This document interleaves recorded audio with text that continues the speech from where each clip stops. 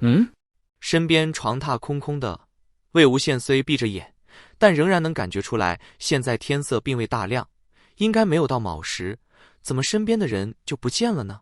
吱呀一声，静室的门被推开了。魏无羡心知是蓝忘机回来了，有心开口问问，可是昨夜被折腾大半宿的他，连问话都懒得张口。蓝忘机打沐浴用的水回来，看见魏无羡整个人呈大字趴在床上，头微微向外侧着，闭着眼皱着眉，听见他渐渐走近的脚步声，还吧唧了一下嘴，似乎想说些什么，又没劲出声。蓝忘机走到床榻边坐下，摸了摸魏无羡的头发，轻声唤道：魏婴，起来沐浴。魏无羡不满地皱了皱眉，终于提起了一些力气，手顺着蓝忘机放在床边的手臂一路摸到脸上，捏了捏蓝忘机的脸颊，开了尊口：干嘛呀？还不到卯时呢，让我睡。蓝忘机颇有些无奈，昨天不知道是谁口口声声发誓说第二天绝对一喊就醒，一醒就起，现在喊了不醒，醒了也不起，肯定又把脑子睡糊涂了。蓝忘机也不多说，先抚平了魏无羡的眉头，接着一把抱起了他，直接放进了浴桶。蓝湛，你想淹死亲夫吗？魏无羡因为身上没有力气，一路从浴桶边缘滑了下去，险些灌了一口水。他猛地睁眼，看到蓝忘机的脸近在咫尺，一口气没上来，又差点把自己呛到。蓝忘机把额头抵在魏无羡额头上，魏无羡看着眼前的绝色面容，眨了眨眼，一时忘记了蓝忘机刚刚怎么整他，反而突然想起了自己今天有什么大事。啊，我是猪脑子吗？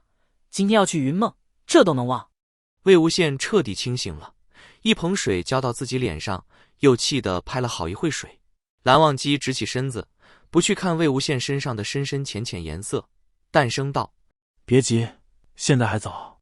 但是魏无羡却似乎已经等不及了，匆匆清洗一下身子，就爬出了浴桶，开始四处摸自己的发带。魏无羡找得正着急，却看见身边出现一条白色发带，有点疑惑：之前那条还没坏呢，怎么又拿新的？蓝忘机看了看他随手抓成一束的马尾，此去不宜用红色发带。魏无羡这才明白过来，他低头接过蓝忘机手中的白色发带，想起了此行的原因，心里酸酸的。但是这么细心的蓝忘机，却又让他的心得到了无限安慰。不管怎么样，都会有蓝忘机陪着他。因为此去云梦并不是游山玩水，所以魏无羡并没有带小苹果，只和蓝忘机两个人御剑向云梦出发。二哥哥，我都好多年没有遇过剑了。魏无羡站在蓝忘机身后，搂住他的腰，下巴搁在蓝忘机的肩窝，十分悠闲舒适，不时还用自己的脸颊蹭一蹭蓝忘机的下巴。蓝忘机侧过身子，一手揽着他的肩，一手搂着他的腰，一把将魏无羡转到了身前，双手向下紧紧搂住了魏无羡的腰。魏无羡只觉一阵旋转，他就莫名其妙地到了蓝忘机身前，噗的一声笑出来。魏无羡抬手挠了挠蓝忘机的脸颊，笑道：二哥哥，我现在也在努力修炼呢，迟早会结丹的，到时候我飞得太快，你可要追不上喽。说着身子顺势向后一靠，找了个舒服的姿势窝在蓝忘机怀里。蓝忘机瞥了他一眼道：只要是你，我就能追上。哈哈，蓝湛，你表白别这么突然，我正好好跟你说话呢。两人一路笑笑闹闹，终于在午时之前到达了云梦。站在莲花坞门口，魏无羡心情颇有些沉重。且不说自己是因何而来，单单是如何面对江城就是一个很大的问题。假装什么事没发生，上去先拍一掌，然后嘲笑他：江城你小子还单身吧？我床单都滚过几滚了。不行不行，这样被紫电抽出10米远的可能性至少90%。不如站在门口一边痛哭一边对江城说：我已经错了这么多年了，求求你让我祭拜师姐一次吧。不行不行，这虽然是真心话，但是不能当着江城的面哭得稀里哗啦的，要哭也只能让蓝湛一个人看见。蓝忘机看魏无羡站在门口迟迟不动，仿佛入定，一副魂飞天外的样子，以为他还是不敢与江城见面，皱了皱眉，轻声唤道：魏婴，你……谁知一句话还没说完，两声自门内传来。魏无羡啊的惨叫一声，双手一圈蓝忘机脖子，蓝忘机立刻心领神会，一手扶着他的背，另一手一把抄起了魏无羡的双腿。听见惨叫声的江澄带着金陵和仙子打开大门，看到的就是这样一幕。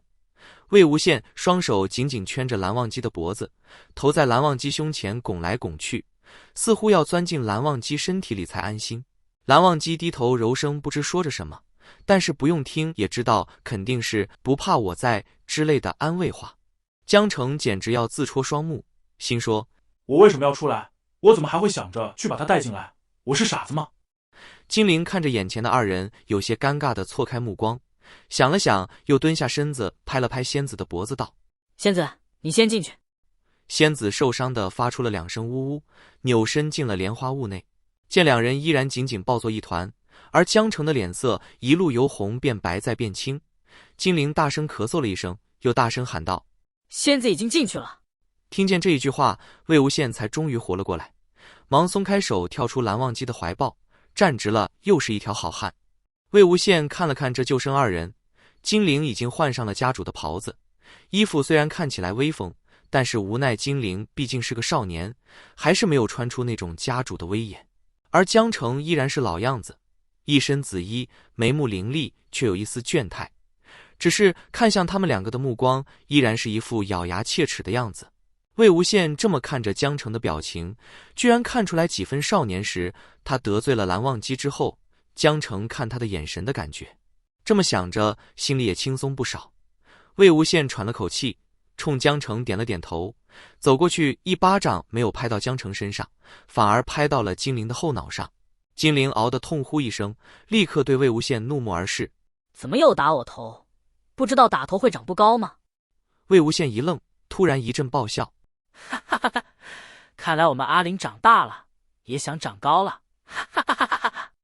金陵自己说完也觉得失言，又没法反驳魏无羡什么，只能气呼呼地先进了莲花坞，留下3个人大眼瞪小眼。可魏无羡首先受不了这种尴尬的静默氛围，对江澄摆摆手：江澄，我回来了。江澄也斜他一眼，冷淡道：回来，是过来吧。魏无羡一噎，他没想到这么多年过去，江澄还是老样子。他交错在身前的手不断绞紧又放开，低声道：江澄，我想来祭拜一下师姐。江澄看着魏无羡，莫名想起了他第一次见魏无羡的场面。那天天空微微飘落着小雪，7岁的江澄坐在大堂门槛上，右手边坐着一排小狗，一人3狗坐得整整齐齐，神色专注地盯着莲花坞大敞着的门口，仿佛在迎接某个贵客的到来。突然小爱猛地站起，黑漆漆的眼睛仿佛放出光来，开心的汪汪2声，紧跟着菲菲和茉莉也站了起来，开心的一起叫着。顿时莲花坞里小狗的汪汪声响成一片。江澄一看小狗们的反应，便知道他们是闻到了江丰眠的气息，也忙不迭地站起来迎接江丰眠。江丰眠前几日出门时曾告诉他，今日回来可能会给他带来一个小伙伴。江澄平日只有不会说话的小狗作陪，父亲的学生们又忙于功课，他正愁没有同龄小朋友和他一起玩呢。可还没等江澄奔到门口，就听见门外一声惨叫，他心中一紧，以为发生了什么事情，带着小狗加紧步伐奔了出去。一出门就看见让他又气又不可思议的一幕，他的父亲江丰眠居然抱着一个衣服又脏又破的男孩，正在轻声安慰。江澄从小到大没被父亲抱过几次，他甚至怀疑过自己是不是被收养的，所以父亲才表现得不太喜欢他。然而眼前这个男孩他从未见过，却堂而皇之地窝在父亲身上。江澄还在愣着，江丰眠已经轻轻把小狗赶回了屋内，把男孩放到了地上，这才蹲下身子对江澄说：阿成，这个就是我说给你找来的小伙伴，以后他就在我们家住下了，你们2个认识一下吧。江澄闷闷不乐，说什么不愿意开口，那个男孩便主动道：你好，我叫阿英，江叔叔说我姓魏，那我就应该叫魏英。江澄这才一瞥他，不情不愿的道：我叫江澄。江丰眠已经习惯了江澄莫名其妙的脾气，也不多说，一手牵着一个向莲花坞里走去。没想到的是，魏英突然挣开了江丰眠的手，站在原地不肯向前一步。江城不耐烦地向他瞪去，却看到魏婴双手绞在身前，手指不停地动来动去，低着头似乎欲言又止。